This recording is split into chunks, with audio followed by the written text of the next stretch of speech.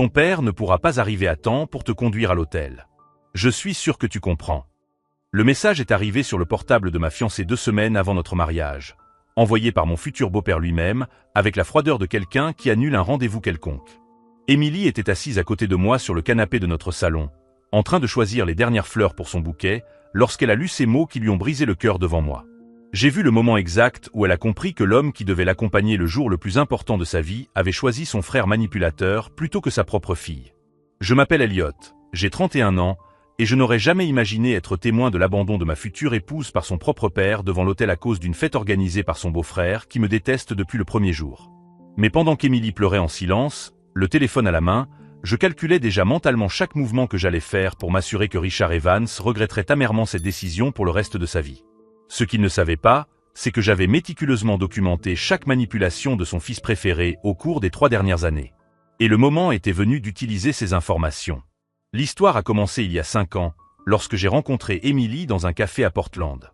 Elle était assise seule à une table dans un coin, lisant un livre d'art tout en buvant un thé glacé, complètement indifférente à l'agitation autour d'elle.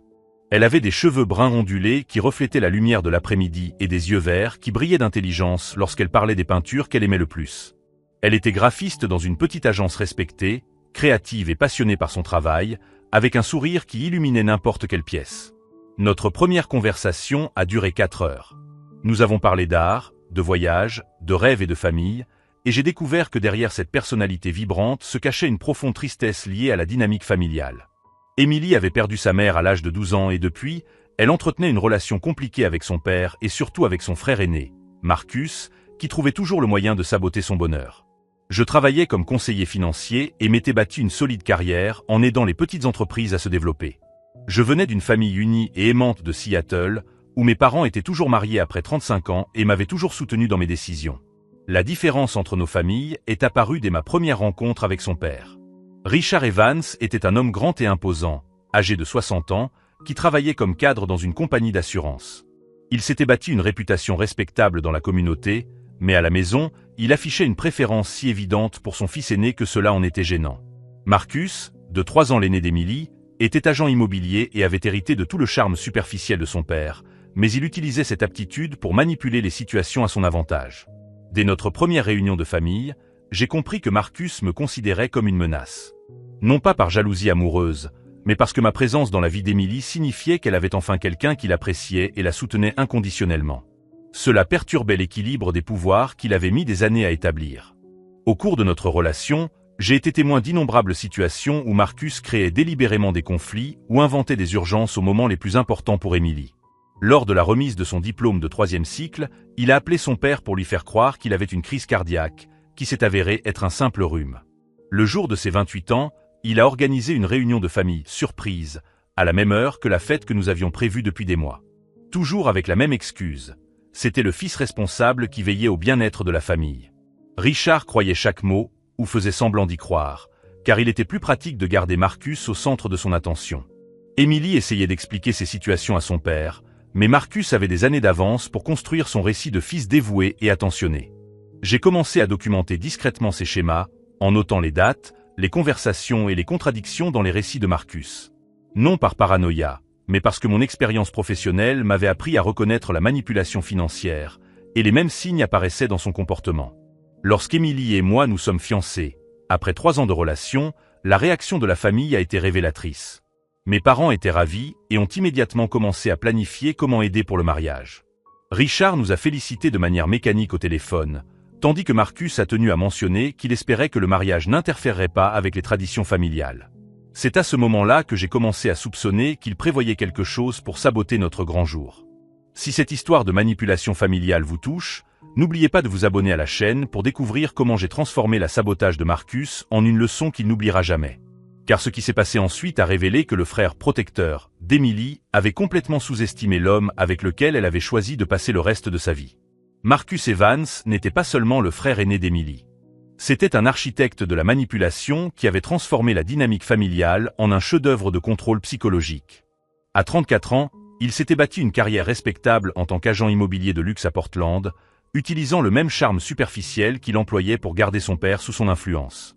Grand comme Richard, avec des cheveux bruns toujours parfaitement coiffés et des costumes coûteux qui reflétaient son succès, Marcus savait exactement comment se présenter comme le fils idéal. Mais derrière cette façade impeccable se cachait un homme rongé par le besoin d'être le centre de l'attention familiale, et Émilie représentait une menace constante pour cette position. Lors de notre premier dîner en famille, il y a 3 ans, j'ai vu Marcus en action pour la première fois. Émilie avait obtenu une promotion importante à l'agence et était impatiente de partager la nouvelle avec son père lors de notre visite mensuelle. À peine avait-elle commencé à parler de son nouveau poste que Marcus l'interrompit avec un air inquiet. « Papa, je dois te dire quelque chose au sujet de l'entreprise où je travaille. J'ai appris aujourd'hui qu'un de mes principaux clients envisageait de retirer son investissement du fonds de pension de ton entreprise. » Le changement de sujet fut si brusque qu'Émilie s'interrompit au milieu de sa phrase, observant son père diriger immédiatement toute son attention vers Marcus. Pendant les 40 minutes qui ont suivi, Marcus a élaboré une histoire complexe sur la volatilité des marchés et les décisions d'investissement, monopolisant complètement la conversation. Émilie a tenté à plusieurs reprises de revenir à son annonce, mais Marcus trouvait toujours un moyen de ramener l'attention sur lui. Lorsque nous avons enfin quitté la maison, Émilie était visiblement abattue. « C'est toujours comme ça », m'a-t-elle dit dans la voiture, la voix chargée d'une tristesse familière. Peu importe ce que j'ai à partager, Marcus a toujours quelque chose de plus important, de plus urgent. J'ai commencé à observer ce schéma se répéter régulièrement. Pour l'anniversaire de Richard l'année dernière, Émilie avait prévu une surprise spéciale, un week-end dans un complexe hôtelier que son père avait toujours voulu découvrir. Elle avait travaillé pendant des semaines pour organiser chaque détail, coordonner les dates et faire les réservations. 2 heures avant la révélation de la surprise, Marcus a appelé son père pour lui faire part d'une urgence familiale.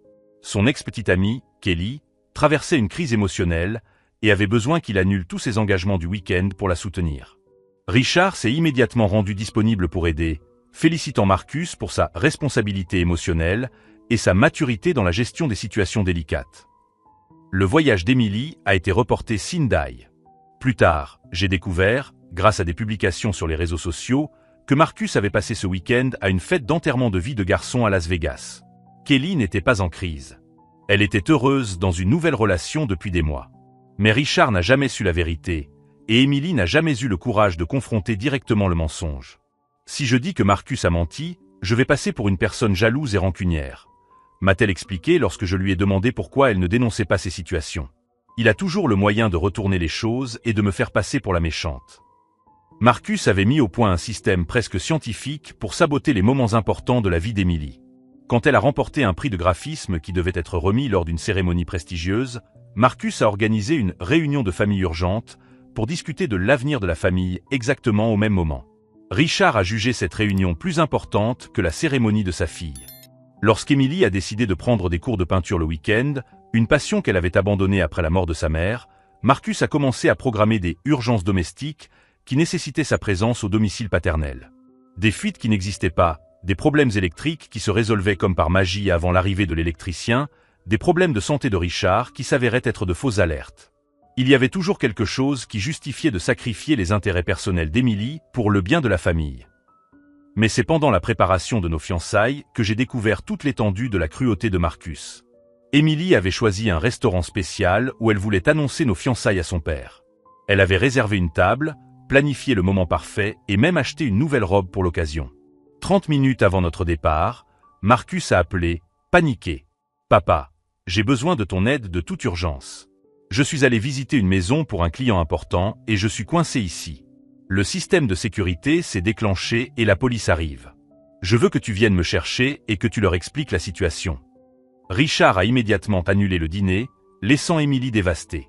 Plus tard, grâce à un collègue de Marcus dans l'immobilier, j'ai découvert qu'il avait inventé toute cette histoire. Il avait passé la soirée dans un bar avec des amis, postant des photos sur les réseaux sociaux qu'il avait soigneusement cachées à son père. La cruauté ne résidait pas seulement dans le mensonge, mais dans la précision avec laquelle Marcus avait choisi de saboter spécifiquement ce moment. Il savait qu'Émilie avait l'intention d'annoncer ses fiançailles. Elle l'avait mentionné innocemment lors d'une conversation téléphonique la semaine précédente. Marcus a délibérément détruit l'une des soirées les plus importantes de sa vie par pure méchanceté. C'est à ce moment-là que j'ai commencé à documenter systématiquement ces manipulations. En tant que conseiller financier, j'avais l'habitude d'identifier les schémas frauduleux et les incohérences dans des récits complexes. Les mensonges de Marcus suivaient un schéma prévisible. Ils impliquaient toujours une urgence émotionnelle, plaçaient toujours Richard dans une position de « sauveur » et coïncidaient toujours avec des moments importants pour Émilie. J'ai commencé à enregistrer des captures d'écran de ses réseaux sociaux qui contredisaient ses affirmations, à noter les dates et heures de ses urgences et à vérifier les détails de ses récits auprès de nos contacts communs. Ce que j'ai découvert, c'est un réseau systématique de manipulation qui durait depuis plus d'une décennie. Marcus n'était pas seulement un frère jaloux. C'était un manipulateur-calculateur qui avait construit toute son identité familiale sur la suppression des succès d'Emily. Chaque victoire d'Emily représentait une menace pour son statut de « fils préféré ». Il s'assurait donc que ces victoires soient éclipsées, sabotées ou complètement ignorées. Richard, quant à lui, était devenu un participant volontaire de ce système dysfonctionnel. Non par malveillance délibérée, mais par un mélange de deuil non surmonté pour sa femme décédée et la commodité d'avoir Marcus assumé les responsabilités familiales. Il était plus facile de croire que Marcus était le fils dévoué et qu'Emily était naturellement plus indépendante et distante. Marcus entretenait soigneusement ce récit, se présentant comme le protecteur de la famille tout en dépeignant Emily comme égocentrique et peu fiable. « Emily n'a jamais vraiment voulu avoir beaucoup de contact avec nous », disait-il à son père. « Elle a ses propres centres d'intérêt maintenant. C'est naturel que les personnes créatives soient plus solitaires. » La perversité résidait dans la manière dont Marcus utilisait les qualités authentiques d'Emily, son indépendance, sa créativité et sa résilience, pour justifier son abandon émotionnel. Quand Emily ne réagissait pas de manière dramatique à ses sabotages, Marcus interprétait cela comme une preuve qu'elle ne se souciait pas vraiment de sa famille. C'était un système de manipulation mentale si sophistiqué qu'Emily a même commencé à douter de ses propres perceptions. « Peut-être que je suis trop sensible », m'a-t-elle dit après un autre incident. « Peut-être que Marcus veut vraiment m'aider et que je me trompe. » Mais j'avais des preuves. Une documentation minutieuse qui prouvait ce comportement délibéré. Et maintenant, en organisant sa fête le jour même de notre mariage, Marcus avait commis l'erreur que j'attendais depuis des années. Il était devenu tellement sûr de sa capacité à manipuler les situations qu'il avait pris des risques inutiles. Mais cette fois, il ne savait pas qu'il avait affaire à quelqu'un qui comprenait exactement comment il fonctionnait. Pendant qu'Emily pleurait sur notre canapé, serrant dans ses mains le message glacial de son père, je calculais déjà chaque mouvement de ma réponse. Marcus avait complètement sous-estimé l'homme que sa sœur avait choisi comme partenaire.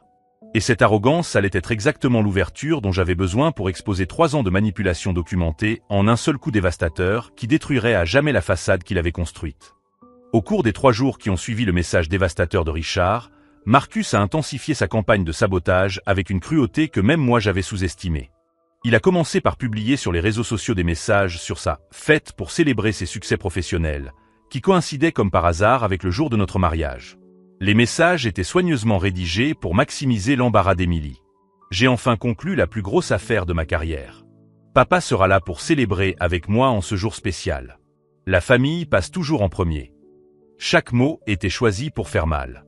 Jour spécial, faisant ironiquement écho à notre date de mariage.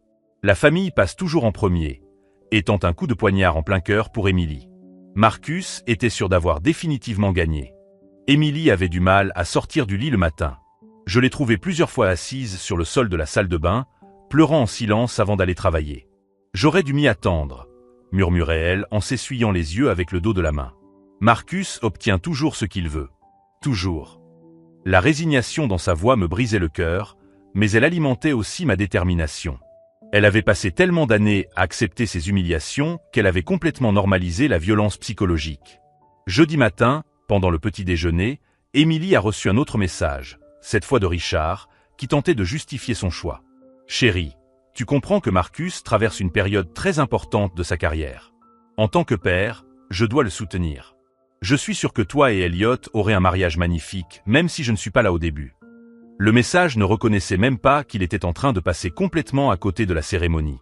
Sans moi au début, comme s'il s'agissait simplement d'arriver quelques minutes en retard plutôt que d'abandonner complètement sa fille. Emily m'a montré le message, les mains tremblantes. « Il croit vraiment qu'il fait ce qu'il faut », a-t-elle dit, la voix brisée. Marcus l'a convaincu que je suis égoïste parce que je veux que mon propre père me conduise à l'hôtel. C'est à ce moment-là que j'ai pris ma décision finale. Marcus avait franchi toutes les lignes imaginables, et Richard était devenu un participant volontaire à la destruction émotionnelle de sa propre fille. Ils devaient faire face à des conséquences à la hauteur de la cruauté dont ils avaient fait preuve. Cet après-midi-là, j'ai appelé ma sœur aînée, Jessica, qui travaillait comme détective privée à Seattle. « Jess, j'ai besoin de ton aide professionnelle. C'est au sujet de la famille d'Emily et de certaines situations qui doivent être révélées. » Jessica connaissait Émilie depuis 4 ans et avait toujours remarqué à quel point elle était tendue lorsque nous parlions de sa famille. Elliot, tu sais que je peux t'aider pour tout. Que se passe-t-il? Je lui ai expliqué toute la situation, y compris les 3 années de documentation que j'avais rassemblées sur Marcus.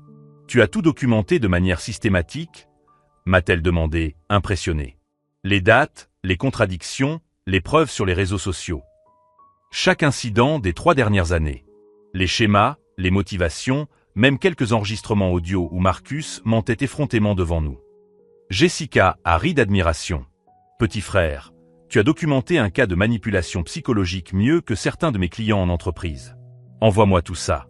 Je vais organiser ça de manière à ce que n'importe qui puisse comprendre l'ampleur de ce que Marcus a fait. J'ai également appelé mon père, David, un avocat à la retraite qui a de nombreuses relations dans le milieu juridique de Portland.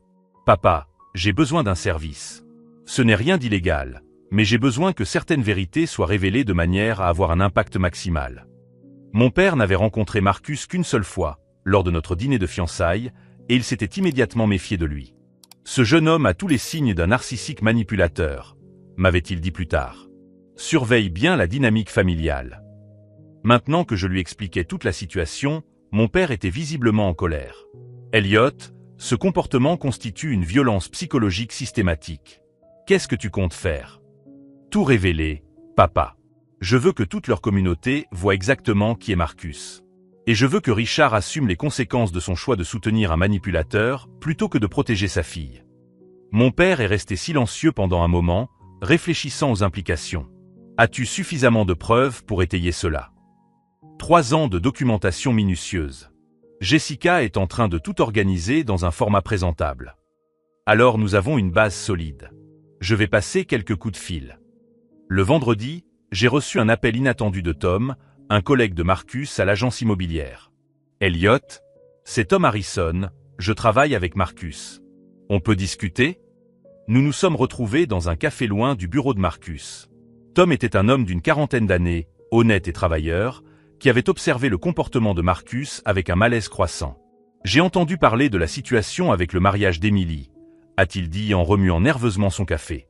Et j'ai besoin de te dire certaines choses.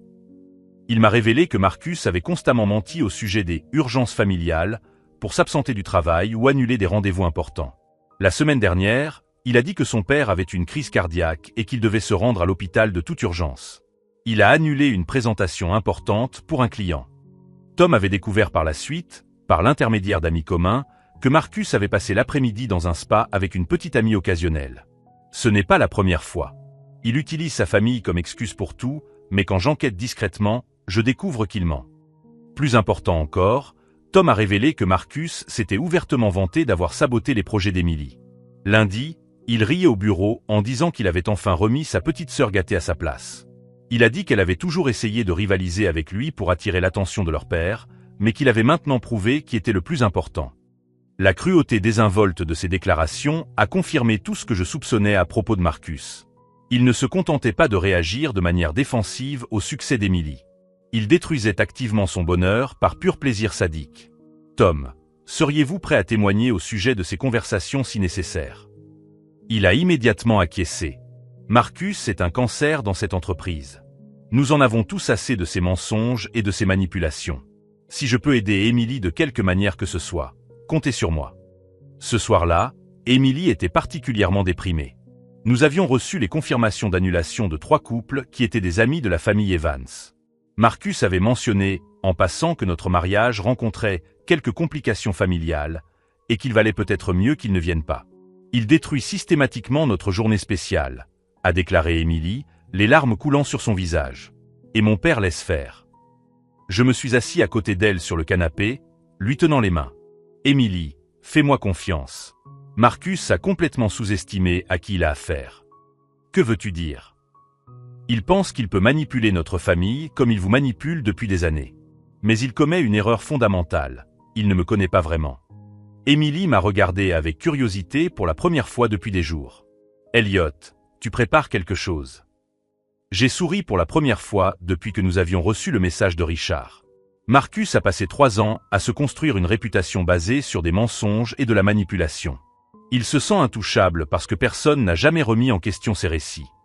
J'ai pris mon ordinateur portable et j'ai montré à Émilie certaines des preuves que j'avais recueillies.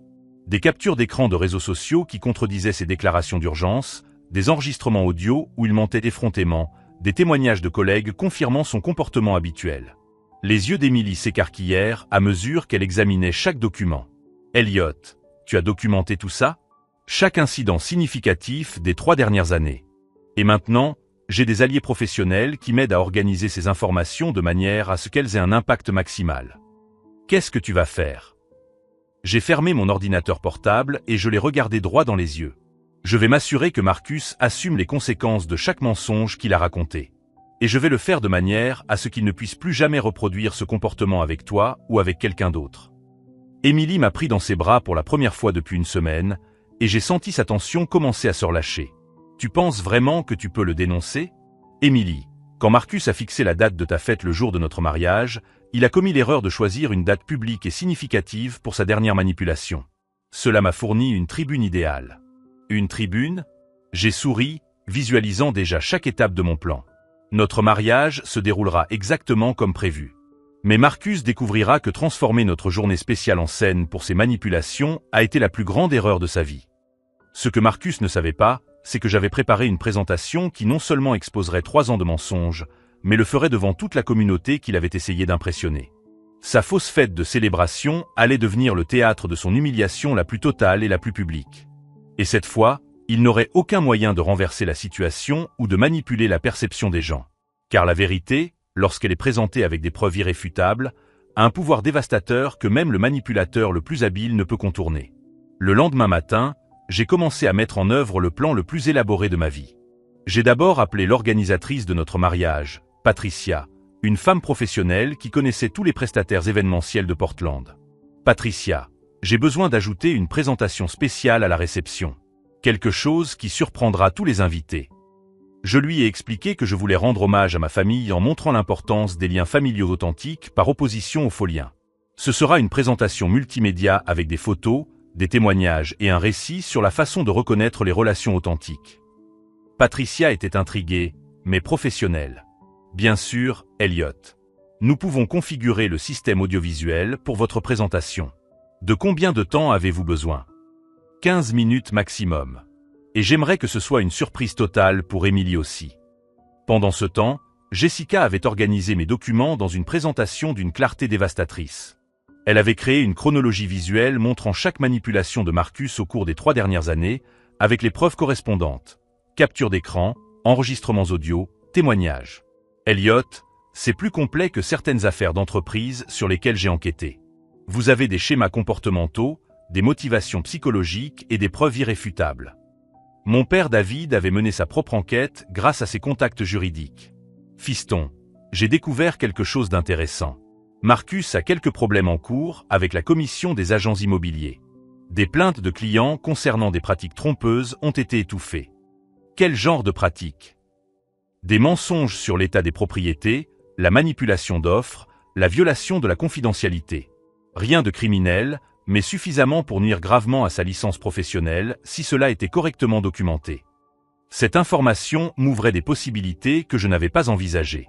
Marcus n'était pas seulement un manipulateur familial, c'était un professionnel malhonnête qui utilisait les mêmes tactiques au travail. Au cours de la semaine, Tom a continué à me fournir des informations provenant du bureau. Marcus se vant ouvertement d'avoir remis Émilie à sa place, m'a-t-il rapporté lors d'un appel. Hier, il a dit à un client que certaines personnes doivent apprendre que la famille a une hiérarchie. Mais c'est jeudi que j'ai reçu l'information la plus précieuse.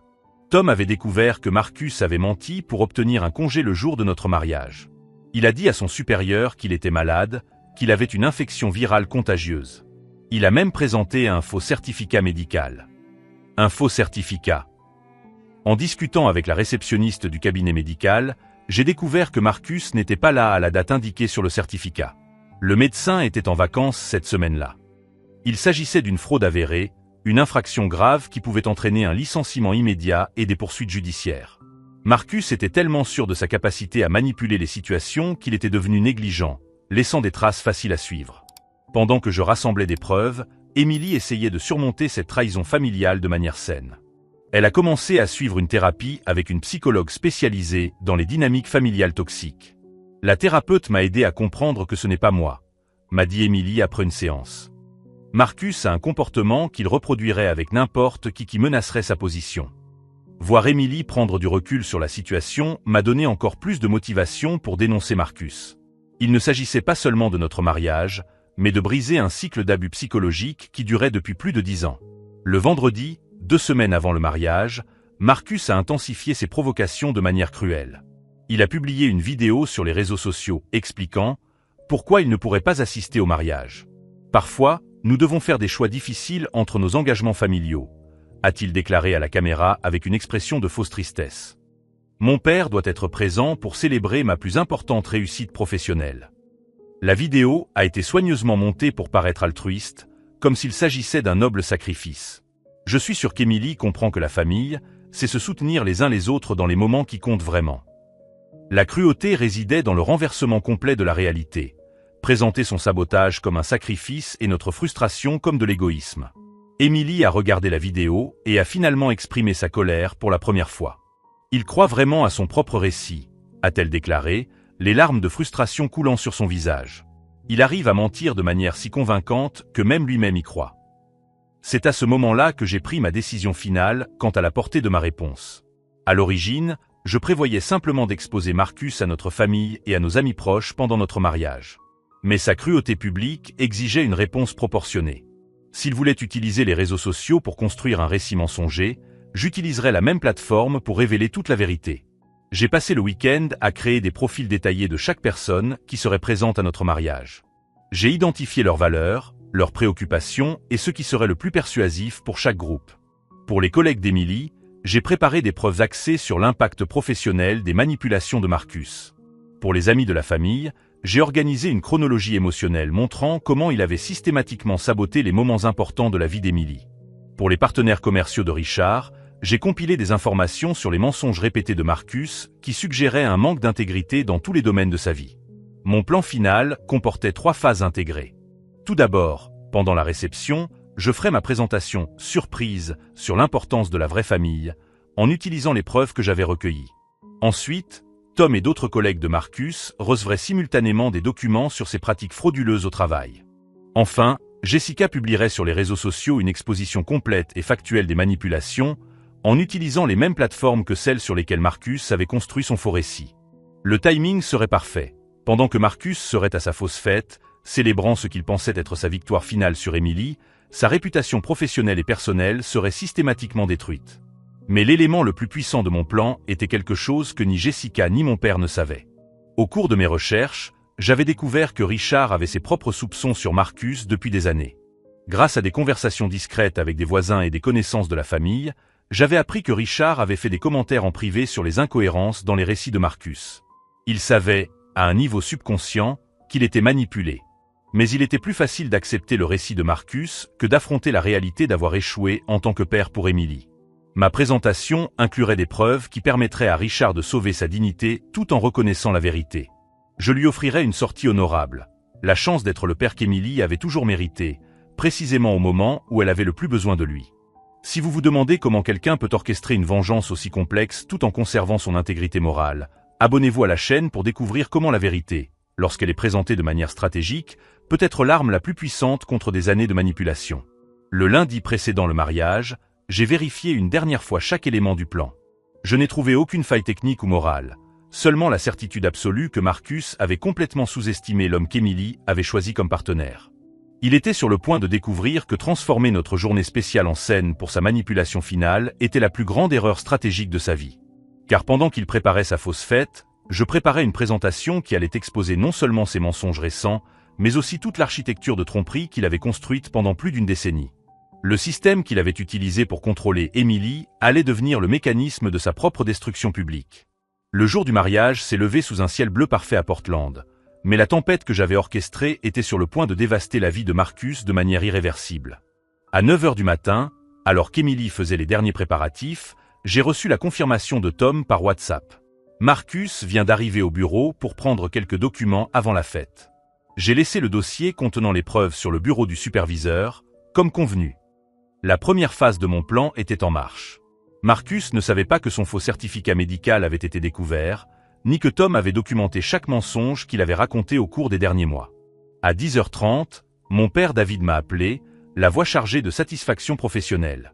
Elliot, nos contacts à la commission des agents immobiliers ont reçu le dossier complet sur les pratiques frauduleuses de Marcus. L'enquête officielle débutera lundi. La deuxième phase était mise en place. Alors que Marcus se préparait pour sa fausse fête, sa licence professionnelle était déjà remise en question par les autorités réglementaires. À 11h, Jessica a publié la première partie de son exposé sur les réseaux sociaux. Une chronologie visuelle accablante montrant chaque manipulation de Marcus au cours des 3 dernières années, avec des preuves irréfutables, captures d'écran, enregistrements audio, témoignages de témoins. La vérité sur Marcus Evans, une étude de cas sur la manipulation familiale systématique. La publication a été immédiatement partagée par des amis communs, des collègues d'Emily et des personnes qui avaient été témoins du comportement de Marcus au fil des ans. Alors que notre cérémonie commençait à 4h de l'après-midi, Marcus était à sa fausse fête, complètement inconscient de la tempête qui détruisait sa réputation en temps réel. Pendant la cérémonie, j'ai vu Richard arriver discrètement au fond de la salle. Il avait quitté la fête de Marcus plus tôt, prétextant une urgence familiale. Exactement le genre d'excuse que Marcus utilisait toujours. L'ironie était délicieuse. Emily s'est avancée vers l'hôtel, rayonnante, accompagnée de mon père David, qui avait proposé de faire les honneurs après l'absence lâche de Richard. Aujourd'hui, nous célébrons non seulement l'amour entre Emily et Elliot, a déclaré le célébrant, mais aussi l'importance de choisir notre famille par nos actions, et pas seulement par le sang. Ces mots ont frappé Richard comme une gifle. Pendant la réception, j'ai fait ma présentation surprise sur la vraie famille. J'aimerais partager quelques réflexions sur les relations authentiques par opposition aux relations manipulatrices, ai-je annoncé aux invités. La présentation a commencé innocemment, en parlant de loyauté et de soutien mutuel. J'ai ensuite montré des exemples concrets de comportements manipulateurs, en utilisant des situations hypothétiques qui reflétaient exactement les actions de Marcus. Imaginez quelqu'un qui sabote systématiquement les moments importants d'un membre de sa famille, en créant de fausses urgences pour détourner l'attention. J'ai vu Richard devenir visiblement mal à l'aise.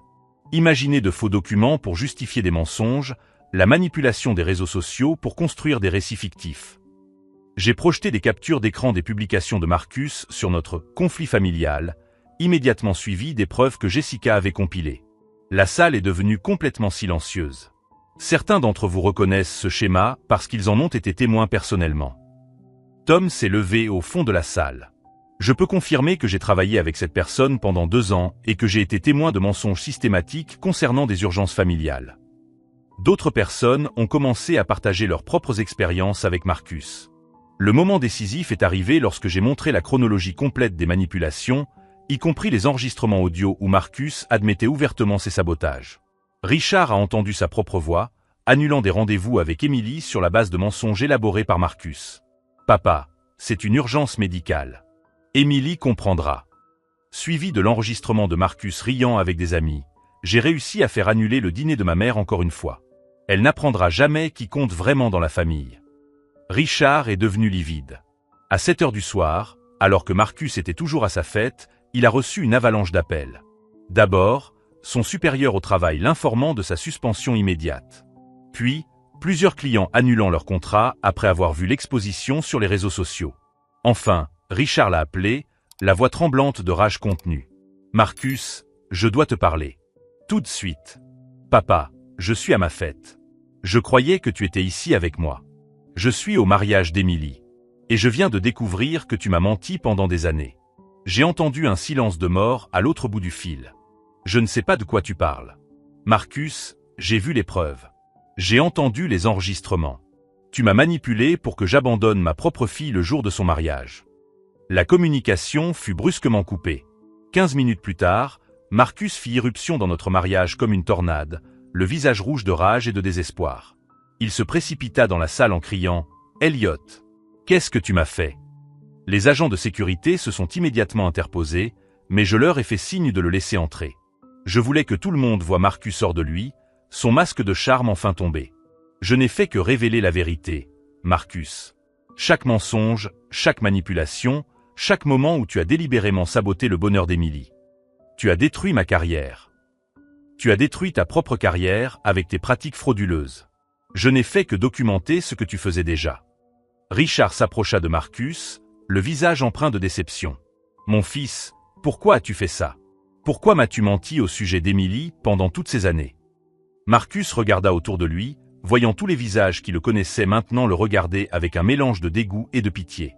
Sa fête était devenue le théâtre de son humiliation la plus totale. « Vous ne comprenez pas », murmura-t-il, son arrogance s'évaporant enfin. « Je voulais juste que papa soit fier de moi. Et pour y parvenir, tu as torturé psychologiquement ta sœur pendant des années, » répondis-je calmement. Les agents de sécurité finirent par escorter Marcus hors de la salle, mais le mal était fait. Sa réputation était détruite, sa carrière était terminée et sa relation avec son père était irrémédiablement brisée. Richard s'approcha d'Émilie, les larmes coulant sur son visage. « Ma fille, pardonne-moi. J'ai été un père horrible. » Émilie le serra dans ses bras, tous deux pleurant des années de douleur et de mauvaise communication. Pendant ce temps, mon téléphone vibrait, recevant des messages de personnes qui avaient vu l'exposition sur les réseaux sociaux. Marcus avait non seulement perdu son travail et sa famille, mais il était également devenu un cas d'étude publique sur la manipulation psychologique. Mais la véritable victoire ne résidait pas dans sa chute, mais dans la transformation dont j'ai été témoin à ce moment-là. Émilie était enfin appréciée par le père qu'elle avait toujours aimé, libérée des chaînes invisibles que Marcus avait forgées pendant des années. L'homme qui avait tenté de détruire notre mariage avait finalement permis à une famille de se remettre de décennies de manipulation toxique. 6 mois après notre mariage, j'ai reçu un appel inattendu de Tom. « Elliot, j'ai pensé que tu aimerais savoir. Marcus a été officiellement licencié aujourd'hui. L'enquête de la commission a révélé des fraudes dans des contrats remontant à 2 ans. La chute de Marcus a été plus complète que je ne l'avais imaginé. Non seulement il a perdu son emploi et sa licence professionnelle, mais 3 clients ont engagé des poursuites judiciaires pour pratiques trompeuses. Sa réputation à Portland était définitivement ruinée. Mais le plus important, ce sont les changements positifs qui ont émergé des décombres de ces manipulations. Richard est devenu le père qu'Émilie avait toujours mérité. Il a commencé une thérapie pour surmonter sa propre douleur suite à la perte de sa femme et l'impact que cela avait eu sur sa capacité à être présent pour ses enfants. « Elliot, m'a-t-il dit lors d'un déjeuner 3 mois après le mariage, merci de m'avoir forcé à voir la vérité. J'ai failli à Émilie pendant des années. Émilie s'est épanouie d'une manière que je n'avais jamais vue auparavant. Libérée des chaînes invisibles de la manipulation de Marcus, elle a commencé à exprimer ses opinions avec plus d'assurance, à poursuivre des projets créatifs qu'elle avait abandonnés et à développer la confiance en soi que Marcus avait systématiquement détruite. Pour la première fois de ma vie d'adulte, j'ai l'impression que je peux simplement être moi-même sans craindre d'être sabotée, m'a-t-elle confié un soir, alors qu'elle travaillait sur une peinture, un passe-temps qu'elle avait repris après des années d'abandon. Le plus surprenant a été la réaction de la communauté. La dénonciation publique de Marcus n'a pas seulement eu des conséquences négatives pour lui, mais a également suscité d'importantes discussions sur la manipulation familiale et la violence psychologique. Plusieurs personnes m'ont contacté pour partager leurs propres expériences avec des membres de leur famille manipulateurs, me remerciant d'avoir courageusement dénoncé des schémas qu'elles reconnaissaient dans leur propre vie. Jessica, ma sœur enquêtrice, a fait remarquer que ma documentation était devenue un modèle informel pour d'autres cas similaires. Tu as prouvé que la manipulation systématique peut être combattue avec des preuves organisées et une stratégie minutieuse, m'a-t-elle dit. Marcus a tenté une seule fois de se réconcilier, se présentant chez nous 6 mois plus tard, visiblement abattu et désespéré. « Elliot, tu as détruit toute ma vie », a-t-il dit, son arrogance complètement évaporée. « Marcus, je n'ai fait que révéler qui tu étais vraiment. Ce sont tes propres actions qui ont détruit ta vie. Puis-je avoir une seconde chance avec Émilie ?» J'ai regardé Émilie, qui se tenait à côté de moi. Cela dépend d'elle, pas de moi. Émilie a pris une profonde inspiration avant de répondre. « Marcus, quand tu seras prêt à suivre une thérapie sérieuse, à reconnaître pleinement ce que tu as fait et à travailler sincèrement à ta guérison sans attendre un pardon immédiat, nous pourrons en discuter. Mais cela peut prendre des années. » Marcus acquiesça, semblant enfin comprendre l'ampleur de ses actes. Il a déménagé dans une autre ville, où j'ai entendu dire qu'il occupait un emploi modeste et suivait une thérapie régulière. Peut-être trouvera-t-il un jour une façon saine d'entretenir des relations avec sa famille. Quant à moi, j'ai appris que la vérité, lorsqu'elle est présentée de manière stratégique avec des preuves irréfutables, a un pouvoir transformateur qui va bien au-delà de la simple vengeance. Je n'ai pas détruit Marcus par sadisme, mais j'ai mis au jour un système d'abus qui nuisait à des personnes que j'aimais. Richard et Émilie ont désormais une relation père-fille authentique et saine. Notre vie conjugale s'épanouit dans un environnement exempt de drames et de manipulations toxiques. Et notre histoire est devenue un exemple pour d'autres familles confrontées à des dynamiques similaires. La leçon la plus importante que j'ai apprise est que pour affronter les manipulateurs, Il faut de la patience, des preuves et une stratégie, et non des réactions émotionnelles impulsives. Marcus a passé des années à construire un récit mensonger sûr qu'il était par opposition à qui était Emily. Démanteler ce récit a nécessité des preuves systématiques et un timing parfait pour révéler la vérité. Si vous êtes confronté à la manipulation familiale ou si vous connaissez quelqu'un pris dans des dynamiques toxiques similaires, abonnez-vous à la chaîne pour découvrir d'autres histoires sur la façon dont la vérité peut libérer les gens de relations destructrices. 2 ans plus tard, Emily et moi avons acheté notre première maison. Pendant le déménagement, nous avons trouvé une lettre que Richard avait écrite mais jamais envoyée, nous remerciant d'avoir sauvé sa famille de nombreuses années de manipulation inconsciente. « Vous m'avez rendu ma fille », disait la lettre. « Et vous m'avez donné la chance d'être le père qu'elle a toujours mérité. » Aujourd'hui, Marcus n'est plus qu'un lointain souvenir d'une période difficile que notre famille a surmontée. Emily peint régulièrement, Richard est un grand-père aimant pour nos futurs enfants, et j'ai appris que parfois, protéger ceux que nous aimons exige le courage d'affronter des vérités inconfortables. La plus grande vengeance n'a pas été la chute de Marcus, mais la guérison d'une famille qui a enfin appris à s'aimer sans manipulation.